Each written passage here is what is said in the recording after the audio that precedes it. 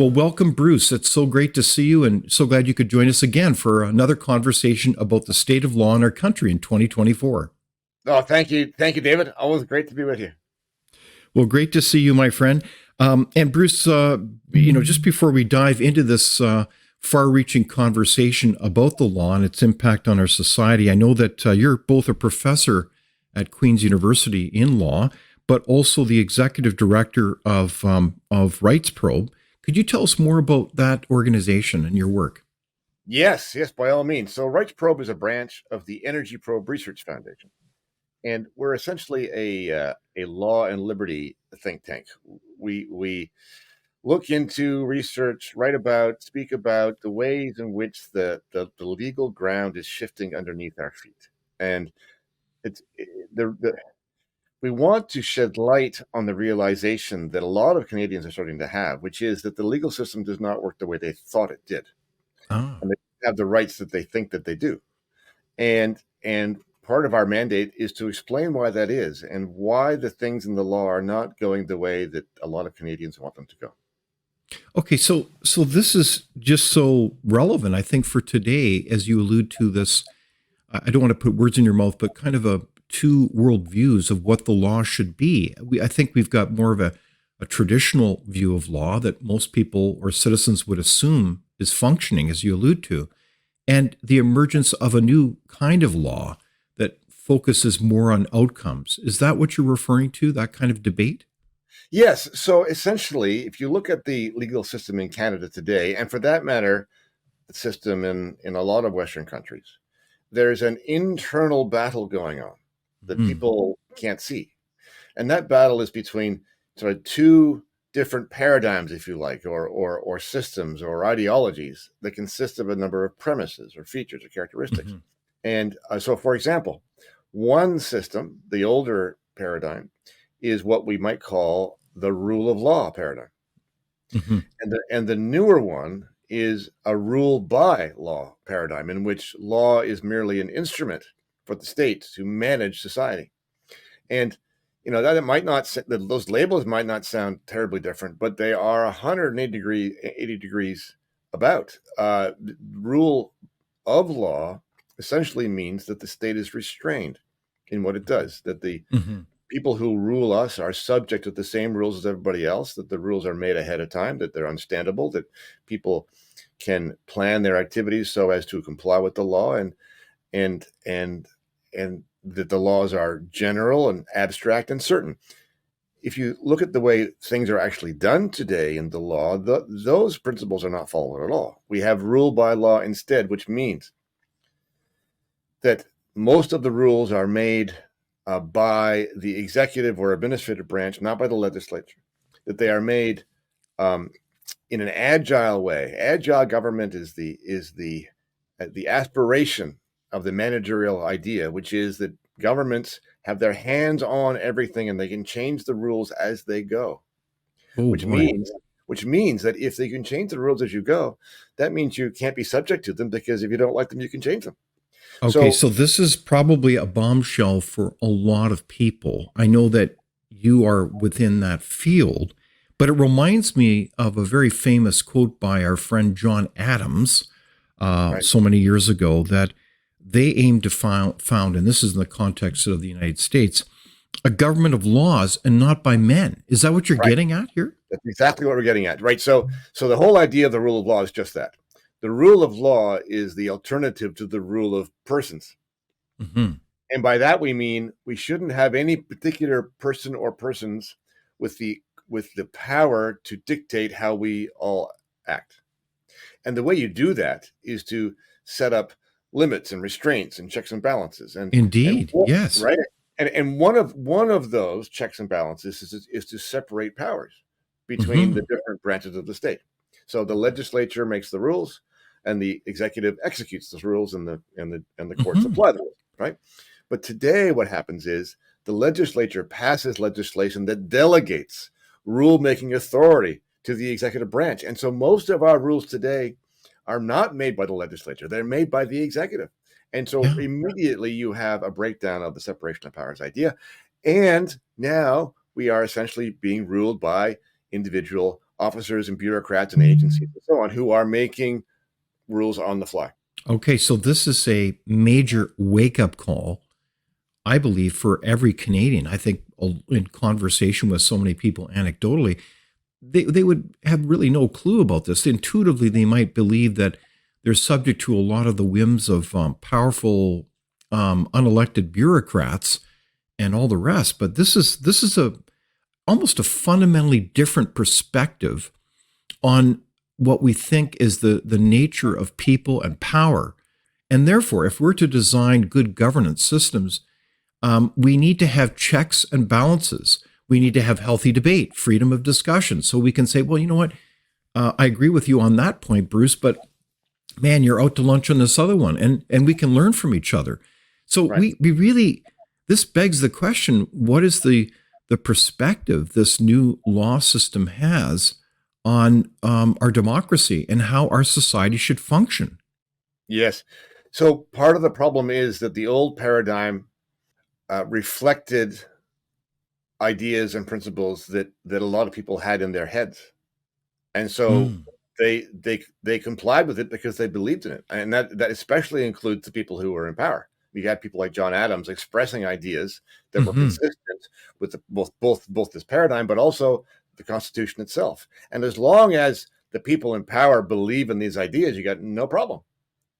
But once the people in power don't believe in the ideas anymore, then you have a real problem, because Mm. the checks and balances are almost honor systems, and therefore, if you don't have people who are going to honor them, they don't work. So part Okay. of the problem with our constitutional order is that it is possible to dishonor it, and if it is dishonored, then it doesn't work very well. Okay, but that makes a lot of sense, Bruce, in the sense that without trying to sound like a romantic, a lot of this is written on our hearts, whether we actually believe it and carry it in our behaviors every day. And we do need to function with the rule of law. And there are a lot of people over history that have died over this, Bruce, as you Oh know, yeah. in Oh, for civil sure. wars, because they said, you know what, you're rigging the whole system to run your own little well, it's a racket basically of power, and you're running and serving yourself and not the people. Is this kind of like, I know I'm simplifying it, but isn't that kind of the divide that we're going to start rubbing up to Yes. as we get these different perspectives on how the law should look? Well, yes, but what has happened ever since the Magna Carta is that we've gone through an important evolution. It took a very long time, but gradually we took power away from the king, Mm. and we Hmm. gave it to legislatures. But then the Americans took power away from the legislatures and gave it to courts with their Bill of Rights. And then what has happened is that the courts, together with the legislature, has now passed power back to what was once the king, but is no longer, is now the administrative state. Right? So all we have ever done since the Magna Carta is move power around from one institution to the other one, thinking Mm. thinking that we're creating checks and balances, and that worked for a while. But what's happening today is that those checks and balances, all those branches of the state, are more or less on the same page and working together. Instead of being in constant conflict and checking and balancing each other, they're cooperating and believing in the same thing, which is that the state should manage society. I mean, the courts Oh. believe that, the legislature believes that, and certainly the administrative state And believes that. and so by the administrative state, help us understand what you mean Yes, by that. Do you mean like right. experts, people who Yes, kind of right. know better than us? They're like the good and the great. In other words, they have the The good and the great, prerogative to rule over us. the expert technocrats Mm. that exist inside the bureaucracy. So we're talking about these three branches still.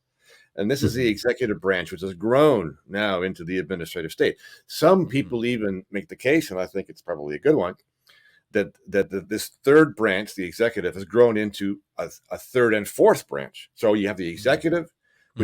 which is the political power holders, the prime minister's office and the cabinet and the premier's office and so on.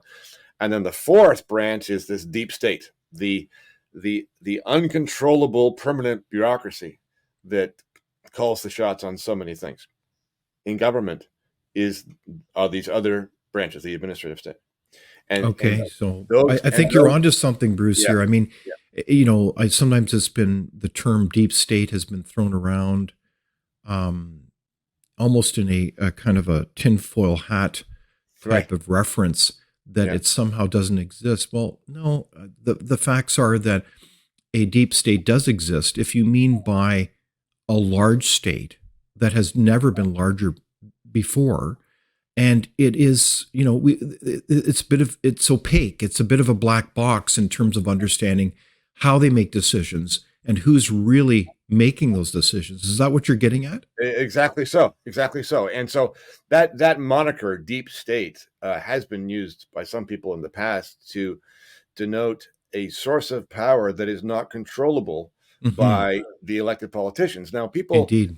there's a tension, right? People think that the politicians are evil and that they shouldn't have control over everything, and Hmm. I understand where that comes from. But on the other hand, do you want the reverse? Do you want unelected bureaucrats Hmm. who can't be controlled in terms of what they do? And so neither one of those answers is really very good.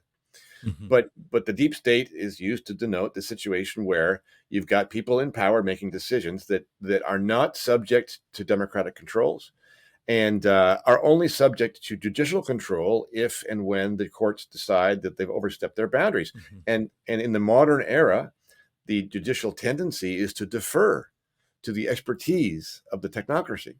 Hmm. So we are not protected in that way for the most part either. No, I think you're exactly right. So we are truly at the perennial fork in the roads on this issue. We need to think consciously about this fork in the road, right, Bruce? We need to consciously say, are we going to renew our commitment to the traditional rule of law, or are we going to go down this socialist interpretation of what the law should be? Is that Yes. it?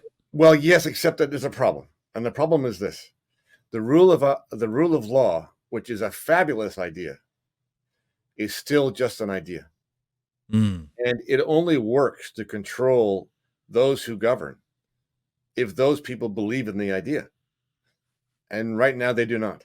And so the problem is, how can we change the nature of our government so that we don't require those people to believe in things, and that and so as to prevent them from doing as they now believe, because what they now believe is it is their job to manage everything, and that can't be allowed to happen. And so I think we need to rethink what the premises are of the way we make government. Okay, I think you're onto something. So, in that way, the law is a bit symptomatic of a deeper issue that the state is simply too far reaching and they are meddling and trying to control every aspect of our life. And the law just reflects that philosophy. And therefore, it's almost self reinforcing. As you have bad law, it allows the state to get even bigger and even control more of our lives. Is Yes, that it? yes, yes. And this is a symptom of having a rule by law system as opposed to a rule of law. Rule by law simply means that the that the state actors are simply using laws, passing them, creating new ones, simply to tell people what to do, and that's its only function. It is to make lawful the orders they wish to put in place, and it has Exactly. no other substance to it than that. Without open discussion and debate, you're not thinking, nor are you free. Comment below. We'd love for you to join the conversation.